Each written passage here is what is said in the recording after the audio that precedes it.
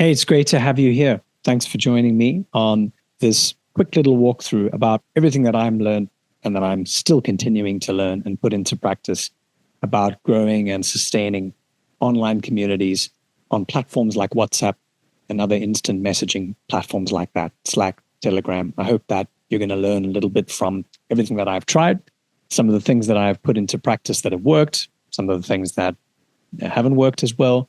But community building is a practice that I'm absolutely dedicated to, not just because I've found it to be an incredibly useful tool that helps to grow the influence of my business, my products and services, what I can do, but ultimately something that I think touches into a much deeper and more transformative purpose in terms of being able to interconnect intentionally the people around me and providing that space has really become a passion area for me and something that I've really jumped into as what I see as the art and science of bringing people together. And that's what Humble Mind does. So we're a community, first and foremost, of professionals, coaches, business owners, larger organizations as well, all dedicated to exactly that art and science of learning how to bring people together. And we have a community, we've got a podcast, we've got a newsletter, we've got a community space with loads of assets and tools and templates and great content. And we also run a boot camp a couple of times a year, which is really worth checking out. That's bootcamp.humblemind.co, where for 4 weeks, it's a live training with me across a whole month. You're going to get absolutely everything you need on how to set up your community, how to discover what your community is about, how to realize that purpose, how to grow it intentionally with those first few people, and then ultimately how to get into being able to really jump into the rest of the community building journey along the way.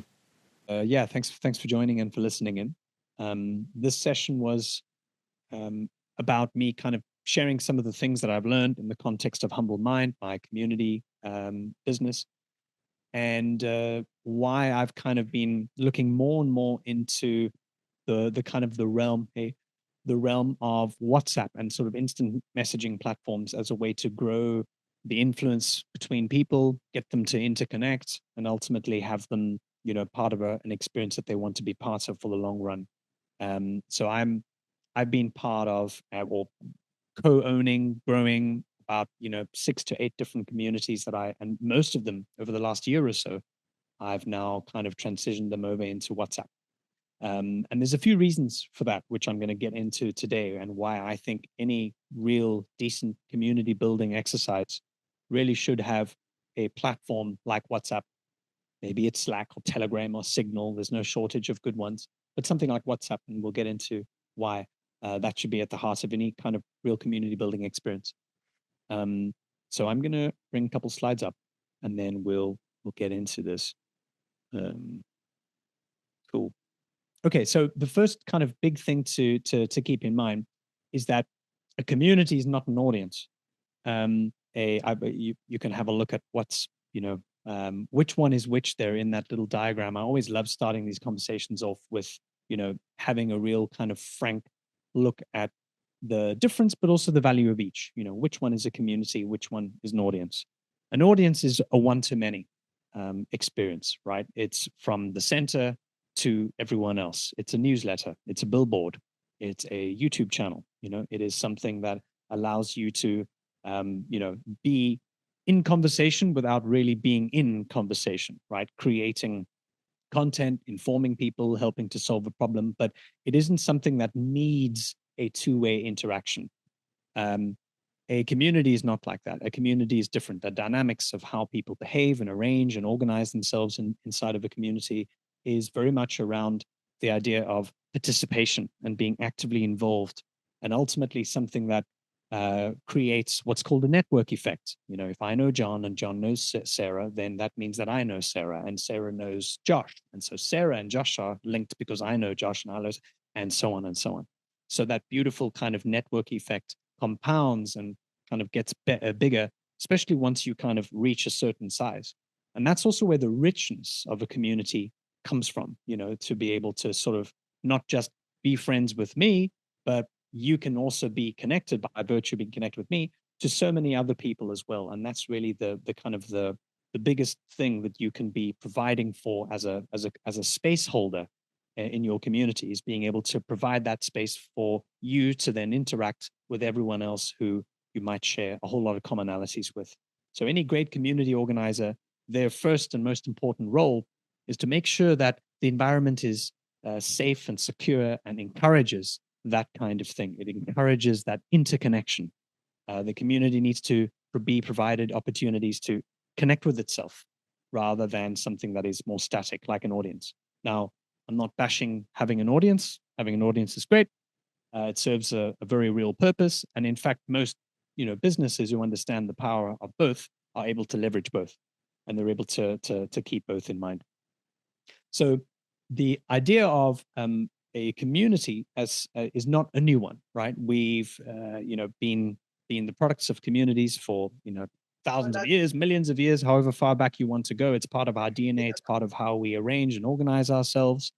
It's how we. I like to think of it as a technology. It's a tool that helps us to do things, right? It helps us to make sense of the world, especially if the world is difficult or confusing, or both. And we certainly, find no shortage of that in the modern world. It also allows us a space to test ideas, to find solutions to things, to wrestle with problems. And because we're not doing it alone, because we're in the company of others, we're able to kind of do that in community, right? That's what community means. If you break it down to the Latin, com, meaning with, and unity, so with one, right? And being better as a result. It also provides us with a space for us to really kind of get in touch with those core kind of human needs, right? Right at the bottom of that pyramid, where we can find a sense of belonging, being able to foster trust, understand who we are, right? When we find our own identity, when we go through that teenage phase, whoever, we are, we're all kind of trying to define who we are based on who others are, and so that kind of community space provides a really, really foundational opportunity for us to determine who we are. Ultimately, I'm Alex, you're John, she's Stacy. And in that is really a lifelong kind of space for us to find support, right? And this is not just in personal communities. This happens, I've seen it happen in professional spaces and professional communities as well, where people come for the content, they come for the help, they come for the tool, the free download, the cool thing that they wanted to learn more about, the two-step methodology that you might have. But what keeps them showing up beyond just the free gift that you might have promised them is the ability to really touch on these things over time, is the ability to find others that I can, that I like, that I want to be near to because they're like me, or perhaps they ask different questions, or perhaps the conversation is good. And so those sorts of things matter. And so it's a real kind of thing that I want to be able to just put out there to you. If you're starting a community, if you're looking at putting this, something like this together to help your business, to get you in closer proximity to your clients, offering a community space where there's the ability to go into the personal side of things as well is really something that I want you to embrace, rather than thinking that, oh, no, this is just for accountants, so we need to talk about general ledgers and profit and loss. No, I can go to YouTube. I can find a whole lot of free content about that. What keeps me here is being able to give me opportunities over time, and not in a contrived way, but opportunities to kind of go into those three elements, and for me to find my tribe, for me to find the kinds of people and the kinds of conversations I want to be part of, right? And so that's the real opportunity here that community building gives us, especially in this modern era where we're surrounded by noise. We're surrounded by a whole lot of things we got to do, and more things that should get your attention. All that dopamine, all that serotonin going in the wrong direction. The community is a breath of fresh air away from all of that stuff, which is also why it's such a solid tool for growing influence and growing a business ultimately too. So the reason why we're looking at this through the context of a instant messaging platform, place to hold your community. Now, remember, we're talking about online spaces. Of course, there's in-person communities too. Of course, there's in-person communities that have WhatsApp groups as well. But just to sort of underscore why I think WhatsApp or an instant messaging platform like that is useful for community building as a tool that we have today for ourselves, is that it gives you, the number one thing that it gives you, aside from it being free, is that it gives you access to a place where people are already, right? Millions and millions and millions of people are on WhatsApp every day. They're replying to their parents, their kids, their friends. We're part of WhatsApp groups. It's entirely natural and normal for us to be able to have these conversations. There are a large amount of great community hosting platforms, these built for purpose type platforms like Mighty Networks, like Circle, School. There's many of them, and they're all great. They're all great. I know because I've tried them all as part of my work, and they're useful. But the problem long term with them is that they're not lightweight. What I mean by they're not lightweight is that they are really there to ensure that you ultimately spend more money with them, which actually takes you away from a lot of the actual tools that you need from being a community builder, which is just putting people in touch with each other and being able to provide space. What they do is they kind of front load a lot of these, must have checklists and bolt on this and extra space there and sell you this and you've got to buy that and all that. And ultimately, none of that ensures that people are going to stay, that people are going to want to be part of your community experience. So those platforms are good. They certainly can have a space in your community building mix. I use Mighty Networks as part of Humble Mind's own community building mix, and that works well, but it isn't where the interaction happens. In fact, if you went there and you didn't see what the rest of Humble Mind is about, you would think, whoo, this is a ghost town, right? And so these are the kinds of things that have really prompted me to experiment outside of what a lot of these traditional platforms do and what they provide. And I found a lot of success with WhatsApp because that's where people are. That's where people are. It's easy for them to reply. It's easy for them to click on a Zoom link. It's easy for them to go and check that out, share links, share stuff together, which is great. So it makes that barrier and friction a lot easier to work with. And that's what you want. So the other thing to keep in mind as well about working with a solution like WhatsApp, let's say you want to create a WhatsApp community, is to not frame it as a chat group. The last thing that anybody wants is to be part of another noisy chat group where there's 780 people who I do not care about. And why did you even add me, right? Immediately, I'm going to think of spam. Immediately, I'm going to think this is not for me.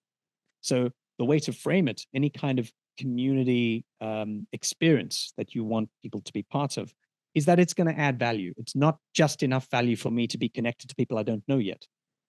In time, that is going to present itself as value because I'll get to know those people. If I stay, I'll get to know them, and then I'll stay because I like them, because I want to be part of that conversation. But at first, it's worth framing it as something that has value either to me as a professional or someone who's asking a question, perhaps having a challenge with something. Maybe I'm, trying to find traction in a market. Maybe I'm, trying to think of a solution to a problem.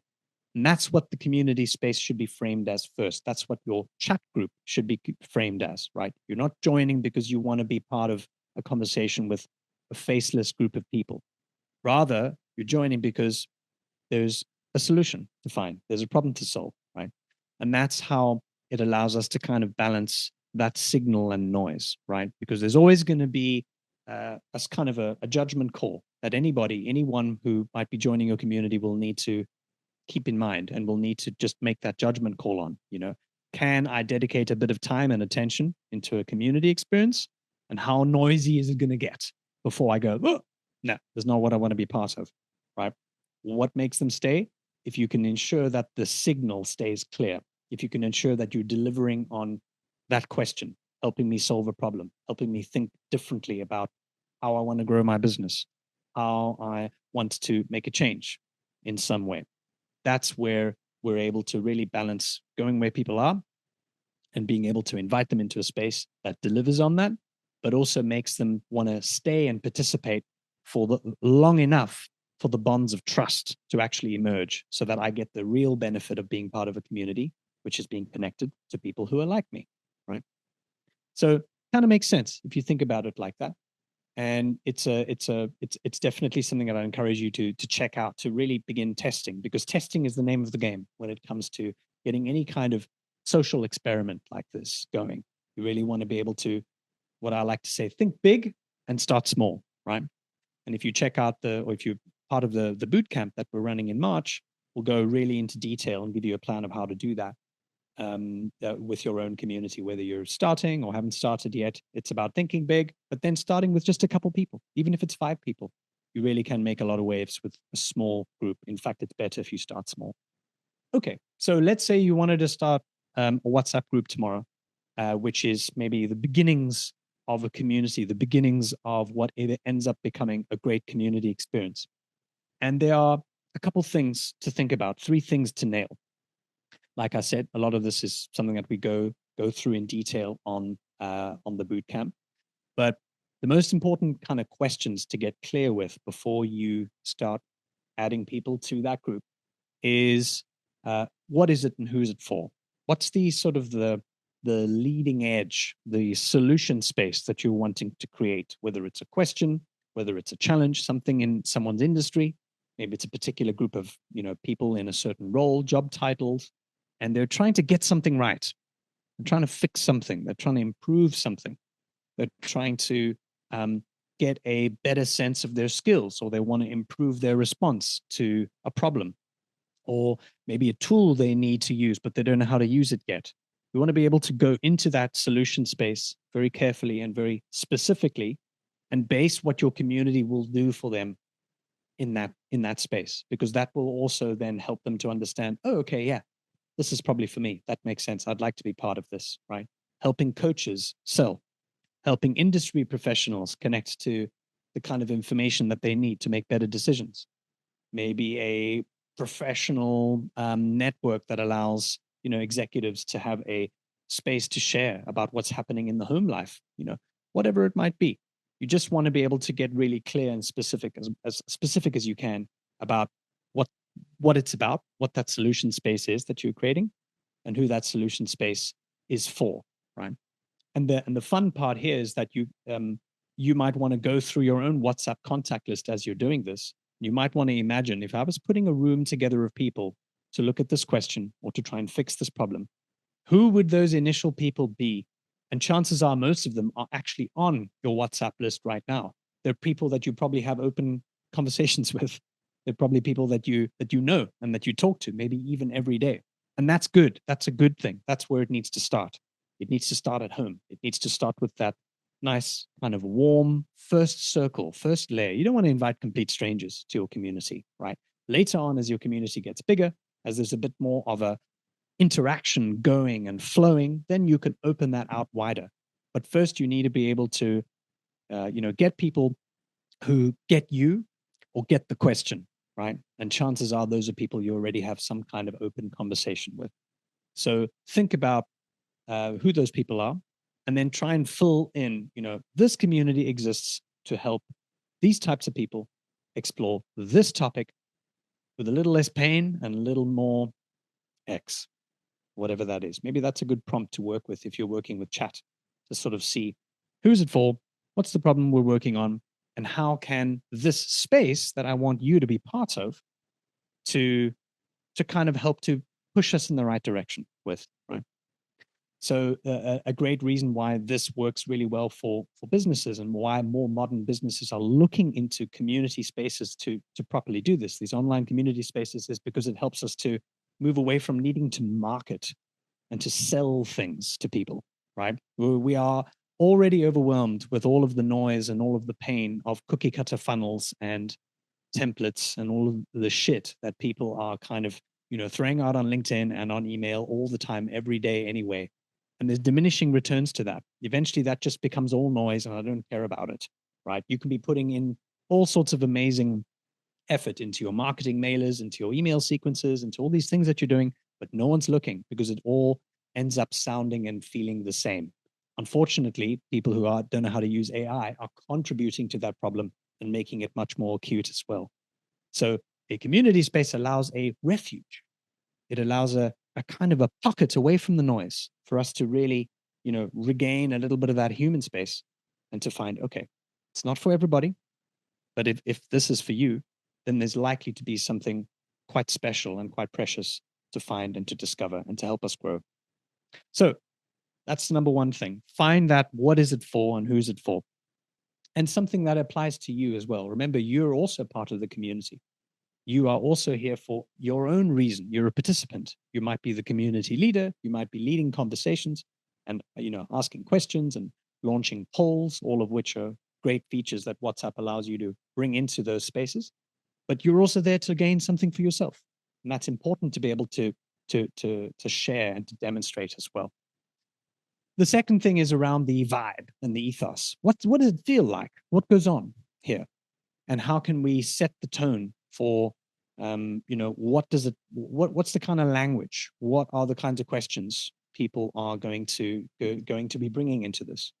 One of the communities that I helped to run for another Humble Mind member who took the boot camp, and then he ultimately took our help in helping to set up his own community of professionals who are 45 and over and trying to navigate, an intense period of transition, especially in the corporate world.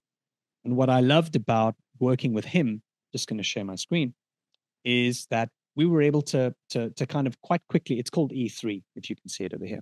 And what was great is that we were able to quite quickly move into, using some of the features on WhatsApp to leave a really, really kind of clear and efficient ethos statement. And this is really, really important when it comes to creating a space that is exclusive but protected as well, right? Community is not for everyone. That's also why it's not like an audience. It's not supposed to be for everybody, right? You want something that feels local, you want something that feels intimate and sort of personalized to me. If suddenly 5,000 people were on this, were added onto this group tomorrow morning, it would probably lose a lot of value, right? Because it just, adds a whole lot of things that I don't want to necessarily be part of. So in order to protect that ethos, you've got to state what the ethos is. You've got to state what the vibe is. If I'm a member of this group, what's expected? What's expected from me? But you almost certainly don't need to expect everyone is constantly, publishing and posting something, because that's not realistic. But at the same time, you want to be able to say, what is this space for? And in this case, in the case of John's space, this space is for leaders navigating transition, a place to connect, reflect, and learn from each other. And also, the beautiful thing here is that in order to create and protect that space, there's a couple of principles. There's a couple of key rules that everyone agrees to abide by, right? And what's great here is that it's nice and simple and straightforward. Whatever gets shared here stays here, right? Makes sense. Respect. We're not going to, mess anyone around. We're going to be honest. We're going to be tender when we need to. We're going to be generous.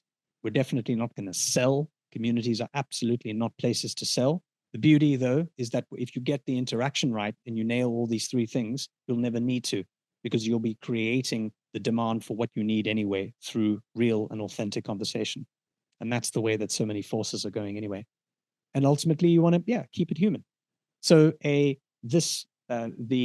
you can find this in the group info, where it allows you to customize the text or add text in here. And it's a great place to be able to put these simple little ethos rules, these simple principles, where you can put, this is what goes on here.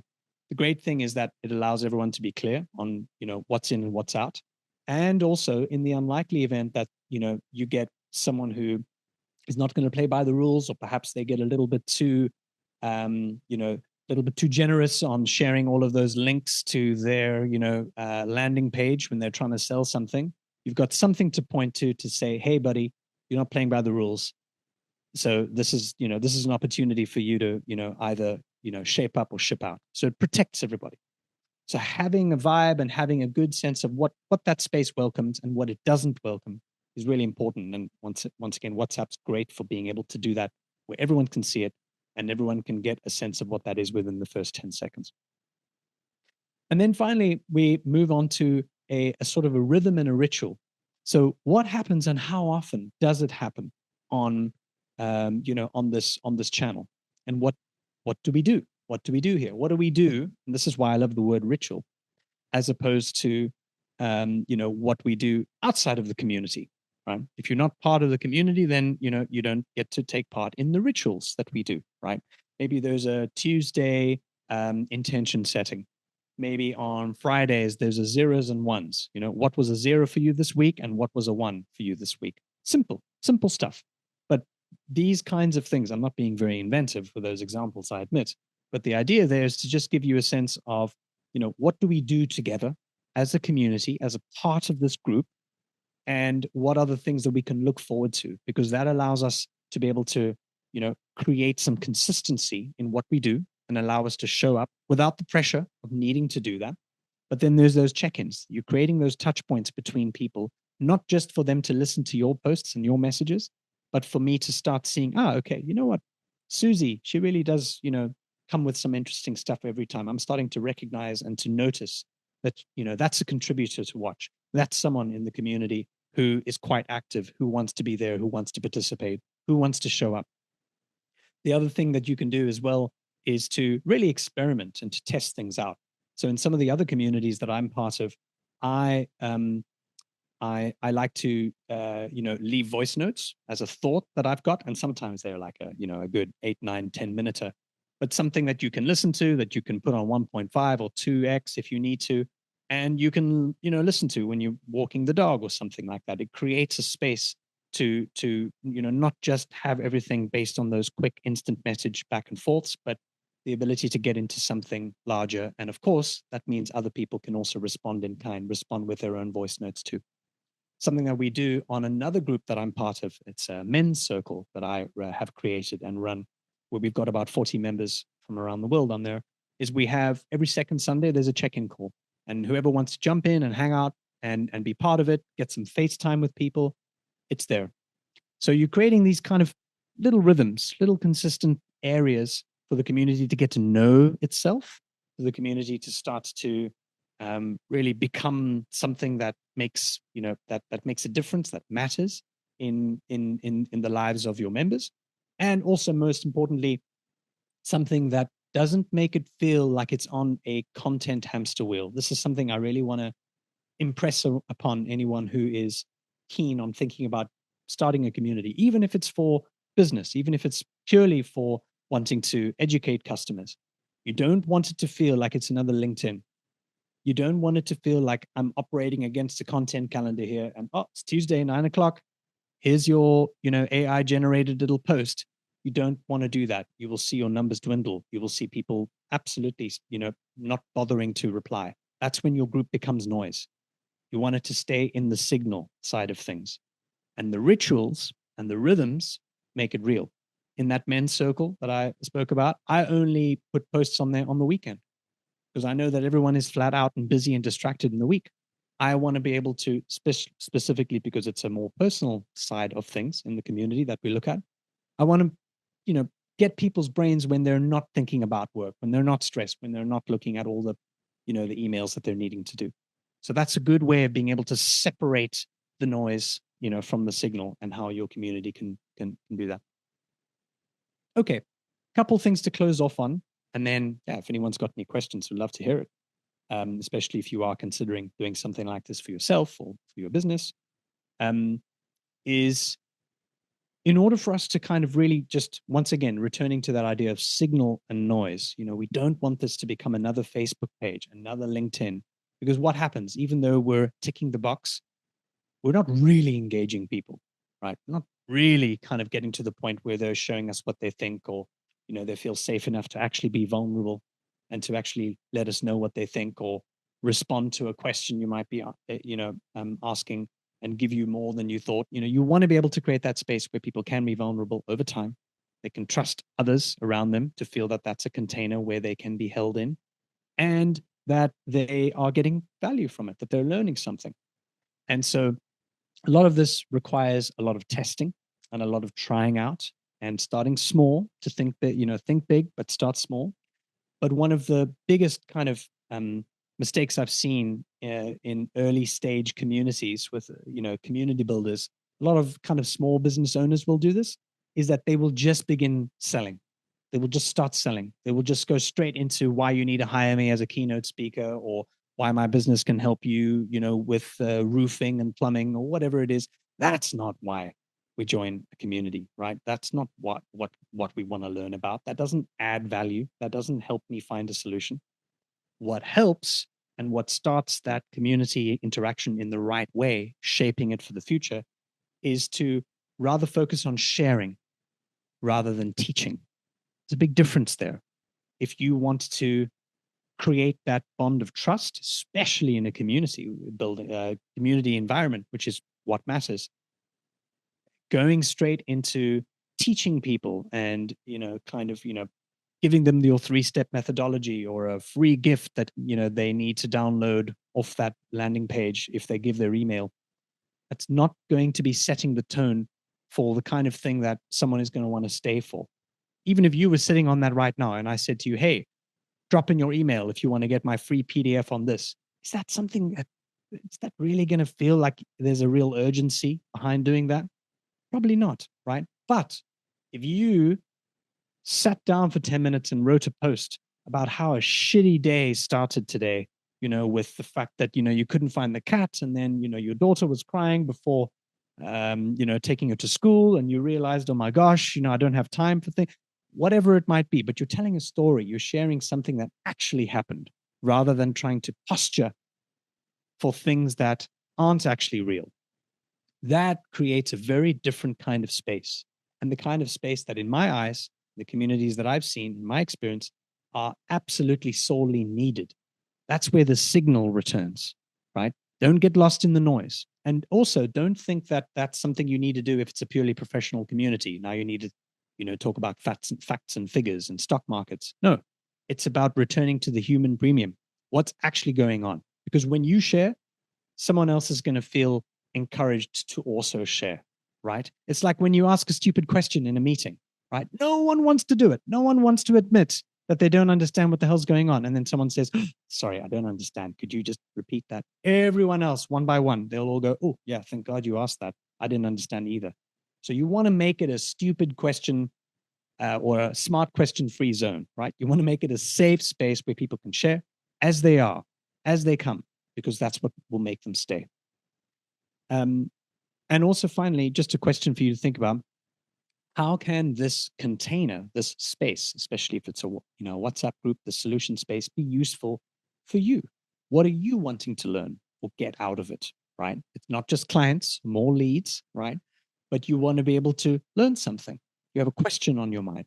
And so once again, that's returning to this idea of not just being a facilitator, not just being a community leader in the middle of it, but also a participant, also there to pick up something different or learn something new, or being inspired by, a couple new answers to some questions that you have.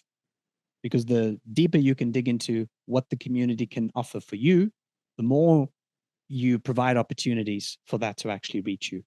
And that's why I'm so excited about WhatsApp being, in many ways, the future of where these kind of intimate community interactions can take place.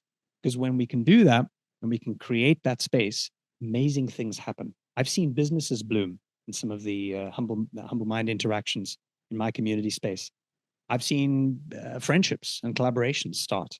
I've seen meetups happen from people who never knew each other. I've seen a lot of vulnerable sharing. And when that happens, there's this incredible kind of trust building that takes place, which is it provides rewards that are a lot bigger than downloading a PDF. So think big, start small. I hope this has been useful.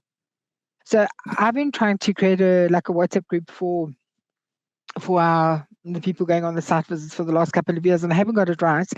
How do you set the tone with your intro when you open it up? And yes, can you help us with that?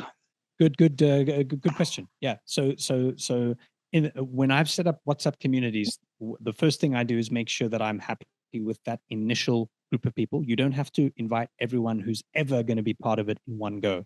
People yeah. join, people leave, so it's okay for that to be, especially in the beginning, a bit more of an open door. So initially you invite them in, and then that very first message is really there to tell them those answers to those 3 questions that I gave you. What have I invited you to? What is this for? And who is it for? Is it for me? Right? Because that's the first thing, especially if I don't know you, if I don't, know people on there, if I don't see any friendly faces, I'm probably going to immediately start looking for ways to get out. Right? And that's not because it's personal. It's because I'm part of 88 other groups already. So I'm looking for ways to cut you out. So if you give me an answer that makes me think, no, I've got to stay in here, then that helps. So write in your first message. Who's it for? What's it going to help with? What's that solution space for? What is expected? What's the vibe, the rhythm? What are we going to do? Once a week, I'll check in. Monthly, we'll have a check-in call, right? Next time you hear from me, I'll provide you with a quick checklist on how this is going to help, whatever it might be, setting some expectations. And then the other thing that's really worth doing is resisting the urge to feel that you need to continuously keep it active. And this is something I talk about in the bootcamp, is that like anything, there's always a bell curve, right? You're going to have 20% of people who are, oh my God, this is awesome. I want to be part of it. I'm going to be putting a thumbs up onto every message, every little poll that you put on there. Then there's going to be a good fat 60% in the middle who are going to be in and out, right? Sometimes they'll be looking, but for a couple of weeks, sometimes I'm just not going to pop my head in there. And then there's a solid sort of 20, 30% at the end who are the lurkers, right? They're not going to be active. And that's not you. That's not something you can necessarily influence either way in the long run. That's just how things are. That's the law of distribution. So really what you're doing is you're optimizing for those people who are more engaged, right? And those numbers hold out. In a group of 40 people, let's say, you're probably going to be speaking to about 10 at all times. That doesn't mean that you need to kick out the other people, but it just means that people observe different rhythms, and sometimes people feel more comfortable in sitting back rather than being part of it. So that's just a dynamic to be aware of, especially in groups like that. Over time, it warms up. Over time, that can change. Yeah. I'm so bullish on these kind of community spaces because finally it allows these sorts of other sides of people, especially if we're running a professional community, because we're more than just a job title, right? You're more than just an events manager or a social media person, right? You've got all these other interests, and those are the interests that you really probably care about. And so the real kind of beauty here is that it's not another LinkedIn. It's not another public, space where I need to kind of pretend to be someone, where I need to kind of, say the lines in the hymn sheet, right? This is more of a private setting where I can be myself and I can let these things out. It's not really related, but something that I often do in some of my community posts and the conversations threads that I create is that I will sometimes put some swear words in there. Not because I'm a total sailor, I am, but the point is that I wanted to feel like I'm talking to friends, that we're in my lounge, we're having a glass of wine, maybe a cup of tea, and we're kind of taking our shoes off, right? And that's so important to be able to set that space up where I can say what's on my mind. I can make that conversation feel different to what you might find on LinkedIn or some neat little email that I'm sending out. That is where the value comes from. It's being able to channel that sense of authenticity, but through really being it, right? Or like I said, sharing that story of like, oh, this morning, finding the cat and leaving all of those kinds of things happen because life happens. And those sorts of things are important to not always share, but we want to bring a piece of ourselves into it because then that's what's real. And that's what ultimately creates the real value that people, I think, are starved for. The imperfect humanization. Yeah. And not as a tactic, not as like a kind of a way to get you to download this, right? That's why this kind of community building, that final question I asked, what's in it for you to do this? It's really something worth thinking about. And that's also what will allow you to create the kind of space that sticks, because people have a real kind of bullshitometer, if you like, on saying, well, is this just going to be something that you're just going to pitch me, a product? Am I just going to have to click on a checkout link in the next hour or two? It needs to be something more. Otherwise, it's not a community, it's an audience. Both have a place, but it's good to know what we're creating. Yeah. And taking advantage of that where that kind of boundary is, if you like, between personal and professional, I think is where the most opportunity is, right? Some of those potential delegates or some of the sponsors that you might have on a community group, right? They're not just there to hear from your company. They're there to hear from you and some of the things that you've been thinking about and something that you might want to voice note on some thoughts, taking a walk on a Saturday morning. Why not? That's an untapped area of value, right? We're not getting much of that. I'm getting all these boring Monday recaps and this and news here and a newsletter. That's noise. But the signal comes from new places. What's interesting about this is that there's a lot of psychology, if you like, on just the behavior of people, and the habits that they take and that they form and how they show up in these sorts of spaces, and how I think it provides a lot of really interesting insight into the sort of the future of sales and marketing, and what incentivizes people to do things and ultimately to pay for services, to buy tickets, to buy products. And I think it's showing that a lot of the old ways of doing things, like cookie cutter funnels and email blasts and all that, there will always be some value in that, but it's not really capturing that premium of attention. And I think it'll only continue to sort of slowly go down, which is why these sorts of spaces aren't just good for a strategic purpose, because it's definitely going to go and fill that space, but it also provides us the space to then find out what the next thing after that is, if you know what I mean. We want to be able to have these sorts of spaces as think tanks. We want to be able to have the ad board, in Diane's, example, not because we want to sell stuff to the ad board, and I know that's not the purpose of them, but because we want to tap into their brains to see what are the questions we're not asking that we should be. And that's the real value of these spaces. So that, really thinking about it as a think tank, as an advisory board, as a board to a business, as a board to you, right? Where that is something that allows me to be accountable in a way that I'm not everywhere else. Cool, guys. Thank you.